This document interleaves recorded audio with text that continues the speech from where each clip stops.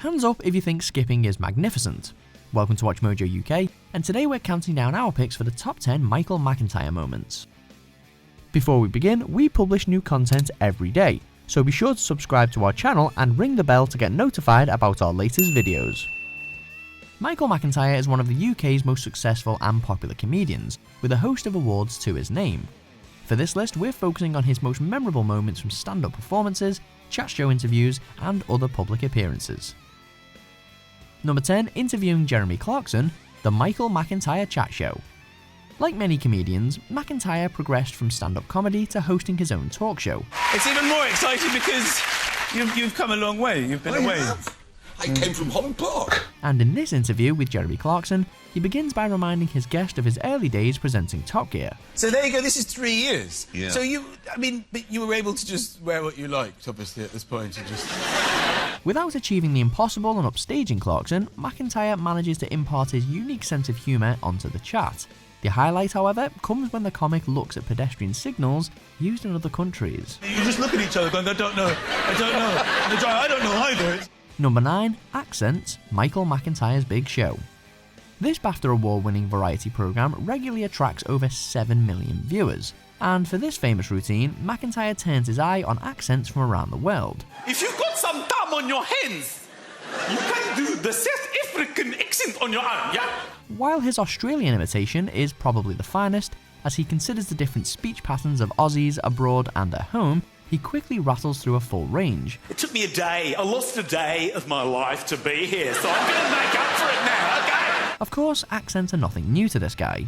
In one of his best-known gags from the Live and Laughing tour, he takes a hilarious and unique look at the Geordie dialect. I met a Geordie quite recently. It was just me and him in a room. He said to me, "Are yous looking at us?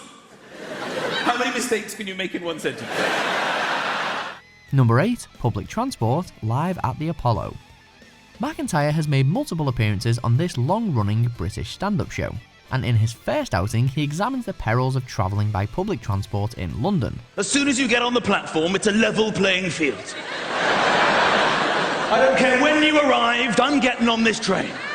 Famous for his observational style of comedy, here he transforms a seemingly everyday event into a spectacularly colourful affair. British people have an amazing ability to let people off a train whilst at all times moving forwards.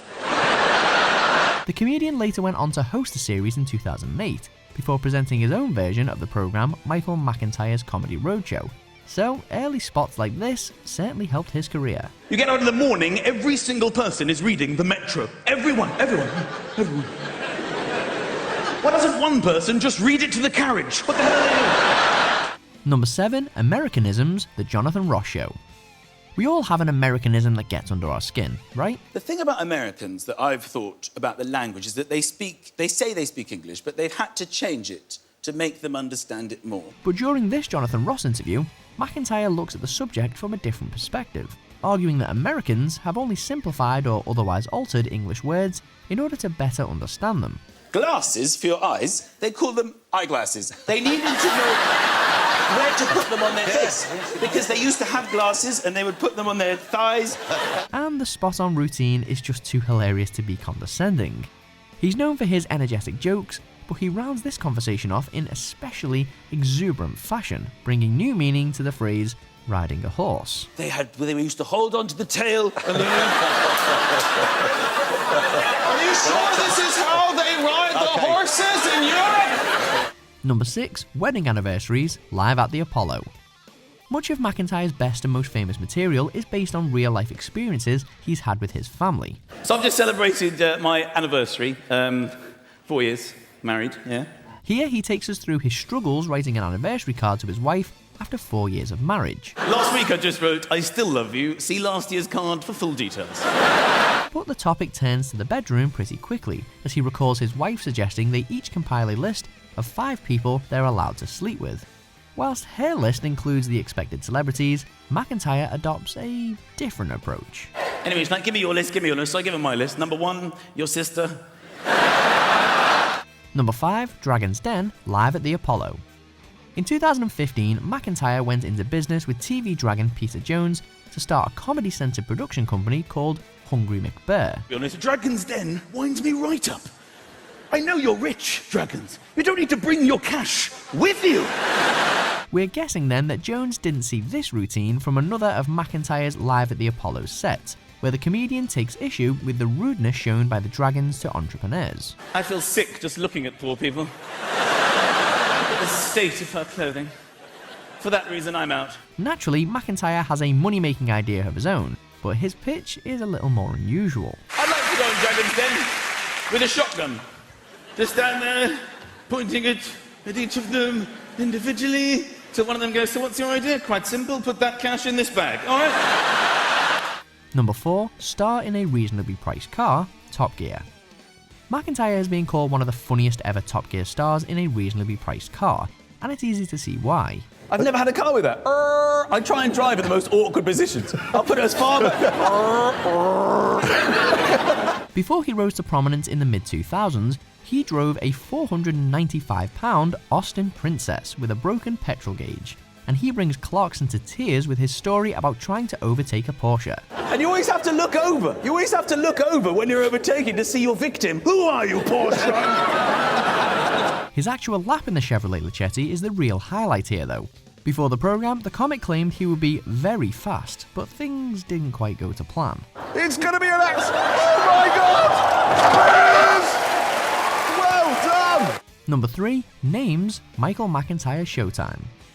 Back in 2012, McIntyre became the world's most successful comedian, with ticket sales of £21 million from this 71-day tour. I'll tell you what's really bugging me at the moment is people who have the same name that is spelled completely differently. And in a hilarious high point for the Showtime set, he looks at the simple confusion that can arise from different spellings of the same Christian name. Sarah without an H is pronounced like this. Sarah. And with an H. Sarah. With the comedian playing party host, he rattles through a stack of similarly named guests, as the scene gets more ridiculous with every passing second. Oh, if it isn't the 3 Shauns, do join the party. We've got Shaun, Scene, and Shaun. Come on in!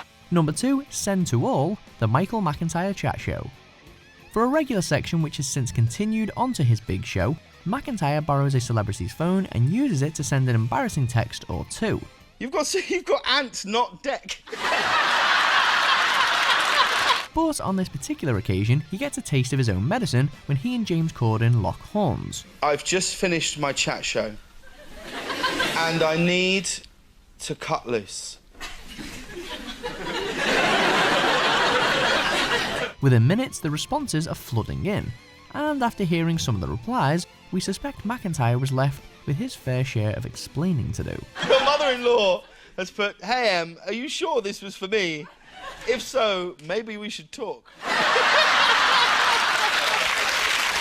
Number 1, The Man Draw, Michael McIntyre Live and Laughing. When McIntyre launched the DVD of his 2008 Live and Laughing tour, it became the fastest selling debut stand-up release of all time. And with routines like this on it, is it any wonder? Darling, are you going to be using this drawer? No, can I have it? Can I have it? This will be my man drawer. Describing a drawer at home full of useless items including old batteries and obsolete foreign currency, this skit has become a staple McIntyre gag. If France ever relinquish the euro and go back to the franc, come to me. I have many francs in my man drawer. Because are these things as useless as they seem? Maybe not, as McIntyre suggests when imagining a late-night phone call from a mysterious taskmaster. I've got the batteries, I've got the Dracula, I've got the instructions. What else do you want? Then you must order a Chinese on a Nokia 3210. Easy. Do you agree with our picks? Check out these other great clips from WatchMojo UK, and be sure to subscribe and ring the bell to be notified about our latest videos.